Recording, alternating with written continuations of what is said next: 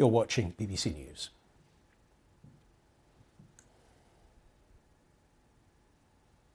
We're joined now by retired Sergeant Cheryl Dorsey from the Los Angeles Police Department.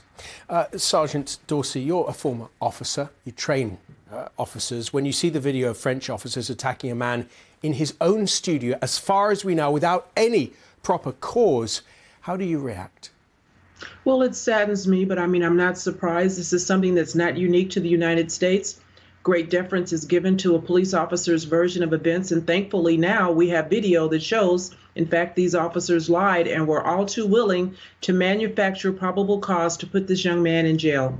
I don't know if you're aware, but the French government is preparing a law which would ban people from taking pictures of the police in some circumstances if it's proved that taking it is malicious. It's interesting, though, that we only know of this incident because there was footage, because those officers were filmed. Surely more footage is better than less.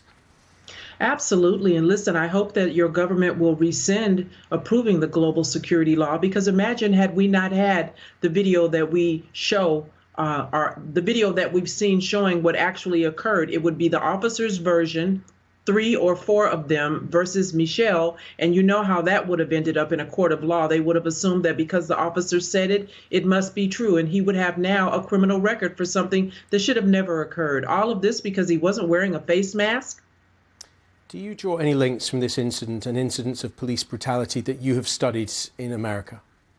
Well, I haven't studied it, but I certainly have lived it. I've witnessed it. And I know that, you know, it's part of the police culture. It's what officers do when they're allowed to offend again and again. And so I'm hopeful that there will be a consequence for these officers and their behavior. And more importantly, it sounds to me like really they don't have the temperament or skill set to be police officers. Here in the United States, when you're a proven liar, you are no longer able to serve because you cannot be trusted, and everything you touch is now tainted.